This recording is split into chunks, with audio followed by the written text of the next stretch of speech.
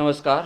विशेष करून राज्य शासनाचे आणि केंद्र शासनाचे जे काय प्रोजेक्ट्स असतात हे प्रोजेक्ट्स इथं चांगल्या पद्धतीने राबवले जातात का नाही हे बघण्यासाठी आम्ही आज उपजिल्हा रुग्णालय अकलूज इथं भेट दिली. राज्य शासनामार्फत बऱ्याचशा निर्देशांकाचा आढावा घेण्यात येतो. उपजिल्हा रुग्णालय अकलूज हे अतिशय चांगल्या पद्धतीनं काम करणारं उपजिल्हा रुग्णालय आहे. इथं डिलिव्हरीचं प्रमाण, OPDचं प्रमाण अतिशय चांगलं आहे. IPDचं प्रमाण म्हणजे आंतररुग्ण देखील इथं चांगल्या पद्धतीनं पेशंट्स ॲडमिट होतात. ऑपरेशन थिएटरसुद्धा नॉर्मप्रमाण अतिशय चांगलं आहे. सर्जरी देखील चांगल्या होत आहेत. अतिशय जमेची बाजू आहे की हे उपजिल्हा रुग्णालय जे आहे हे NCOS जे नॅशनल क्वालिटी ॲश्युरन्स स्कीमसाठी पात्र असलेलं असं एक उपजिल्हा रुग्णालय आहे. विशेष करून आम्ही आज जे आढावा घेतला त्याच्यामध्ये सगळे वॉर्ड्स पाहिले, सगळ्या रूम्स OPDच्या पाहिल्या, त्याच्यामध्ये स्वच्छता आहे का, त्याच्यामध्ये चांगल्या पद्धतीनं बांधणी केलेली आहे का, बेडशीट ज्या कलर कोडिंगप्रमाणे दिलेल्या असतात त्या वापरतात का. माझी ही अचानक भेट होती, यांना न सांगता मी आज भेट दिलेली आहे.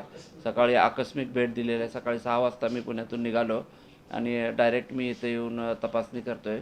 तर चांगल्या प्रकारच्या सुविधा इथं मला दिसून आल्या. OPD पण चांगली रन होते. वॉर्डमध्ये बेडशीट चांगल्या स्वच्छ आणि कलर कोडिंग जे शासनाने नियम दिलेला आहे त्या पद्धतीनं वापरल्या जात आहेत आणि ऑपरेशन्स देखील चांगले होत आहेत, डिलिव्हरी चांगल्या होत आहेत. आता दुसरंही OPDमध्ये आणखीन काय बघायचं असतात त्या गोष्टीमध्ये आपण NCD क्लिनिक आहे किंवा आयुर्वेदिक क्लिनिक आहे, आयुष क्लिनिक आहे, याची पण मी पाहणी केली. चांगल्या पद्धतीने इथं काम चालू आहे आणि बरेचसे पेशंट NCD असंसर्गजन्य रोग आजाराचे भरपूर पेशंट्स आहेत. ते पेशंट्स इथं ट्रीटमेंट घेत आहेत. त्यांना मी खाजगीमधल्या पण काही पेशंटना आपल्याकडच्या काही गोळ्या देता येतील का याच्या संदर्भात पण मी ते आपल्या रजिस्टरमध्ये आणण्यासाठी सूचना दिलेल्या आहेत. काही TBचे पेशंट्स पण असतात, त्यांना पण फूड बास्केट आपण देतो. त्या फूड बास्केट पण सगळ्यांना देण्याच्या सूचना मी दिलेल्या आहेत. लेप्रसीचे काय पेशंट कुष्ठरोगाचे आपल्याकडे डायग्नोस आहेत, त्यांना त्यांचे सहवासितांची तपासणी करावी लागते, ते राहून जातं. नाही तर मग त्यांना कुष्ठरोग होण्याची शक्यता असते. तर त्यांनासुद्धा आम्ही रिपाम्पिसिनचा एक डोस आपण द्यायला सांगितलेला आहे. माननीय मंत्री महोदयांच्या मार्फत कॅन्सर अवेअरनेस स्कीम राबवण्यात येते. कॅन्सर डायग्नोस्टिक व्हॅन आपल्या जिल्ह्यामध्ये सध्या आहे.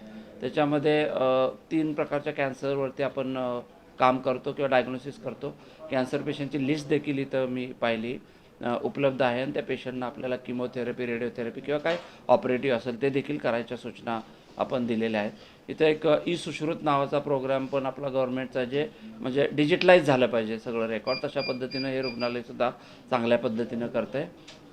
आणि विशेष म्हणजे आज जो माझा व्हिजिटचा मेन जो एम होता त्याच्यामध्ये पॅलिएटिव्ह केअर कार्यक्रम जो आहे तो म्हणजे जे लोक 60 वर्ष 70 वर्षाच्या वर असतात आणि त्यांना घरी असे ते बेडवरती असतात, बेड रिडन असतात, अशा पेशंटना चांगल्या पद्धतीनं त्यांची नोंद घेऊन त्यांना उपचार देण्यासाठीच्या सूचना माननीय आरोग्यमंत्री महोदयाने आम्हाला दिलेल्या आहेत आणि तो कार्यक्रम परवाच लॉन्च झालेला आहे 2-3 दिवसापूर्वी. तो साधारण ह्या ठिकाणी पण जवळपास 700-800 पेशंटची लिस्ट ह्या तालुक्यातनं आम्हाला मिळालेली आहे आणि त्याप्रमाणे सर्व आरोग्य कर्मचारी त्यांना भेट देतील. आठवड्यातनं एकदा त्यांचं क्लिनिकला डॉक्टरना भेट होईल आणि पेशंट तपासणी होईल, त्यांना लागणारे औषधं देता येतील, इन्व्हेस्टिगेशन्स आपल्याला करता येतील, काउन्सिलिंग करता येईल आणि त्यांचं लाईफ वाढायसाठी चांगल्या पद्धतीनं आपल्याला नियोजन करता येईल. त्याकरता आपल्या उपजिल्हा रुग्णालयामध्ये पण 2 बेड राखीव ठेवण्याच्या सूचना दिल्या आहेत. तसा कक्ष आपण तयार केला आहे. त्याची लागणाऱ्या औषधांची उपलब्धता आणि डॉक्टरची उपलब्धता देखील आपण या ठिकाणी करायच्या सूचना दिलेल्या आहेत आणि तशा पद्धतीनं हे उपजिल्हा रुग्णालय चांगल्या पद्धतीनं काम करताना आपल्याला दिसत आहे. याशिवाय ज्या गरोदर माता ज्यांना तीव्र रक्तक्षय असतो अशा मातांनासुद्धा आयर्न सुक्रोज देण्याविषयीच्या फॉलोअप आम्ही घेत असतो. ते पण काम या ठिकाणी चांगलं आहे आणि लहान मुलांमध्ये असणाऱ्या सर्जरीज ज्या आपण RBSKमधून राष्ट्रीय बाल स्वास्थ्य कार्यक्रमामध्ये जे डॉक्टर आहेत ते शोधून काढतात, तो त्या सगळ्या हार्टच्या सर्जरी देखील ह्या उपजिल्हा रुग्णालयात तालुक्याने पूर्ण केलेल्या आहेत. त्यामुळं अतिशय चांगल्या पद्धतीचं काम चालू आहे. काही अडचणी इथं आहेत, पोस्टमॉर्टमच्या बाबतची अडचणी आहे, समन्वयाचा काही डॉक्टरांनी याचा समन्वयाचा अभाव आहे आणि काही औषधांची उपलब्धता करण्याच्या दृष्टिकोनातून चर्चा केल्याप्रमाणे ते आपण त्याच्यामध्ये सुधारणा करण्याविषयीच्या सूचना आपण यांना दिलेल्या आहेत.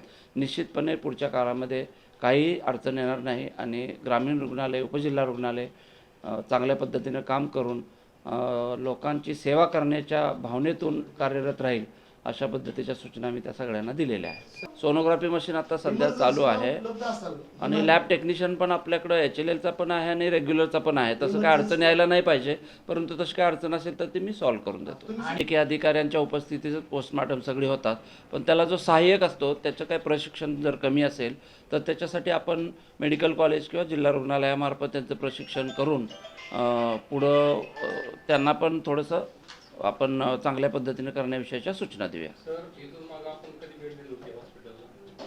इथून माग कधी दिली होती का? मी पहिल्यांदाच आलो आहे आणि मला येऊनच 6 महिने झाले. आणि आता आपण पाहणी केली हॉस्पिटलची, तर काय उणीवा जाणवल्या का आपल्याला? ते मी सांगितलं ना, बऱ्यापैकी चांगलं आहे, स्वच्छता वगैरे चांगली आहे, बेड ऑक्युपन्सी आहे ती चांगली आहे, 80च्या जवळपास आहे. आम्हाला जे इंडिकेटर जे दिसतात थोड्याफार काही ज्या त्रुटी असतील त्या त्रुटी त्यांना सुधारण्याच्या मी सूचना देतो. महात्मा फुले जीवनदायी आरोग्य योजनेमध्ये सगळ्या रुग्णांचं रजिस्ट्रेशन झाल्यानंतर रुग्णांचं पण चांगलं होतं आणि हॉस्पिटलचं पण चांगलं स्ट्रेंथनिंग होतं.